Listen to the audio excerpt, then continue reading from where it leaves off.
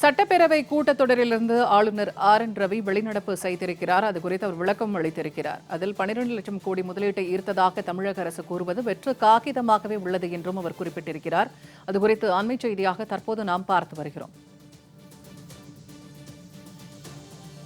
இது தொடர்பான கருத்துக்களை பகிர்வதற்காக பாஜகவின் செய்தி தொடர்பாளர் திரு நாராயணன் திருப்பதி அவர்கள் இணைந்திருக்கிறார். வணக்கம் சார். வணக்கம்.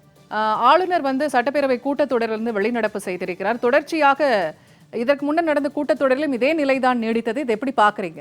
மரபுகளை மீறி நடந்து கொண்டதை எப்படி பாக்குறீங்க?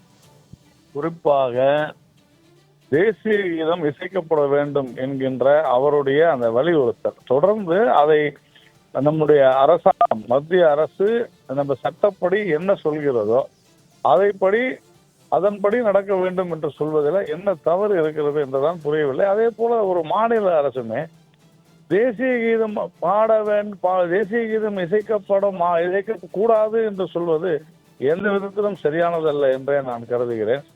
தேசிய கீதத்திற்கு உண்டான மரியாதையை இந்த நாட்டில் இருக்கக்கூடிய ஒவ்வொருவரும் கொடுக்க வேண்டிய நிலையில ஒரு மாநில அரசு அதை நாங்கள் பின்பற்ற மாட்டோம் என்று சொல்வது உண்மையிலேயே இது ஒரு சரியான விஷயம் அல்ல. இதுதான் திராவிட மாடல் என்று சொன்னால் அந்த திராவிட மாடல் இருக்க வேண்டிய அவசியம் இல்லவே இல்லை. சட்டப்பேரவையில பேசும்போது மைக்கு அணைக்கப்பட்டதாகவும் தொடர்ச்சியாக இது நடந்ததாகவும் சொல்லப்படுகிறது. இது கண்ணியத்தை குறைக்கும் வகையில் இருக்கிறது, மரபுகளை மீறி இருக்கிறது. இது எப்படி பாக்குறீங்க? திராவிட மாடல் என்று சொன்னாலே அது அநாகரிக மாடல் என்றுதான் பொருள். அநாகரிகத்திற்கும் அராஜகத்திற்கும் மறுபெயர் திராவிட மாடல் தான். இதைத்தான் இது உணர்த்துகிறது. ஒரு ஆளுநருக்கே இப்படிப்பட்ட ஒரு சூழ்நிலை நிலவுகிறது என்றால் சாதாரண மக்கள் எப்படி இருப்பார்கள் என்றுதான் பார்க்க வேண்டும். நேற்று வேளச்சேரியில ஒரு இளைஞரை இப்படி ஒரு அறிவாளால் வெட்டுவது, ஓட விரட்டுவது போன்ற சம்பவங்கள் எல்லாம் இந்த தமிழகத்தில் இருக்கக்கூடிய நிலை எவ்வாறு இருக்கிறது என்பதை சட்டப்பேரவையிலேயே என்று உணர்த்தி இருக்கிறார் என்றுதான் நான் கருதுகிறேன்.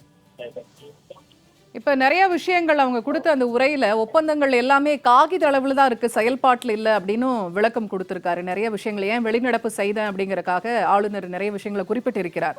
அதுல போதை கலாச்சாரம், பெண்களுக்கு எதிரான வன்கொடுமை, நிறைய விஷயங்களை பத்தி பட்டியலிட்டிருக்கிறார். நீங்கள் எப்படி பார்க்கிறீங்க? இப்ப தற்போதைய அரசு எப்படி நடக்கும்? அவர் சொல்வதில் என்ன தவறு இருக்கிறது? இந்தியாவினுடைய முதலீடுகளில் 25 விழுக்காடுகளுக்கும் மேலாக ஆந்திரா, நம்முடைய அருகிலே இருக்கக்கூடிய ஆந்திரா எடுத்திருக்கிறது. இப்பொழுது இந்த நேரம் நடைபெற்று கொண்டிருக்கின்ற சுவிட்சர்லாந்துல டேவோஸ் நகர்ல நடைபெற்று கொண்டிருக்கிற மாநாட்டுல 10க்கும் மேற்பட்ட மாநிலங்கள் கலந்து கொண்டிருக்கின்றன. கர்நாடகா, குஜராத் போன்ற கேரளா உள்ளிட்ட எதிர்கட்சிகள் கூட இருக்கக்கூடிய மாநிலங்கள் கலந்து கொண்டிருக்கக்கூடிய சூழ்நிலையில உலக பொருளாதாரம் குறித்த ஒரு மாநாட்டுல ஒரு மாநில அரசு கலந்து கொள்ள முடியாத ஒரு அவல நிலைதான் இன்று தமிழகத்தில் நிலவி கொண்டிருக்கிறது. அப்படி அவர் சென்றிருந்தால் முதலீடுகளை கொண்டு வர முடியும். ஆனால் இவர்கள் தமிழகம் எப்படி இதை கோட்டை விட்டது என்பதுதான் மிகவும் அதிர்ச்சியாக இருக்கிறது.